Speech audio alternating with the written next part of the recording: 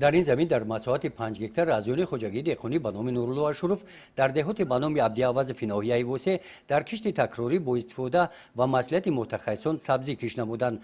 در این ایام که گرمی تابستان حکمران است، طبق اطلاع رهبر خوجگی اشور سلیم که با سابقه دهقانی در این سمت تجربه خوب برداشته است، در پرورش محصولات به زمین کشاورزان آب و دیگر نیروهای مینرالی را سریع وقت تامین نمودند. نتیجه زحمت دهقانان است که زمین سرغذا گردیده علاقه محصولات رو به انکشاف میباشد.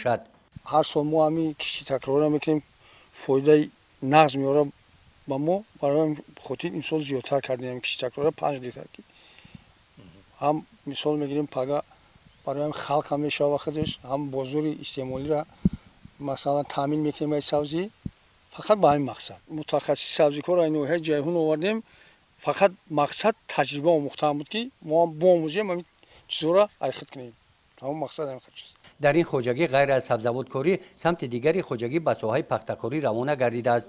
امسال خوجگی داران در میدان 15 هکتار پخته کاریده در ناحیه یکی از اولین ها شده به جانوری حاصل آن شروع کردند.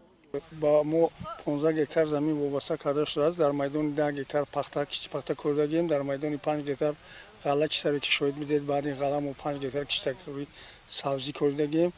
حاضر پرچینه که اولی پخته رو ما سر کردیم، حاصل خوب است. باوری است که از 35 سنتیمتر بالا حاصل به دست میاریم. چه خیلی حاصل نگاه داشتیم. ما در دوام گرمی که از بعضی متخصصان مصلحت پرسیدیم، در همون وقت گرمی کمتر آب ما کشیده دادیم، از همین حساب حاصل ما کمتر پخته شد.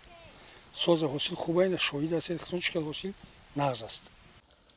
طور رهبری خوجگی اطلاع دادند در سمت پخته‌کاری در این موسم با 15 نفر سهامداران زیاده از 100 نفر ساکنان محلی به کارهای موسمی جلب کرده شدند. در دوره جمع‌آوری حاصل پخته هم برای سریع جمع‌آوری حاصل تدبیرهای علاوگی اندیشیده برای چینکچیان شرایط‌های مساعد مهیا نمودند.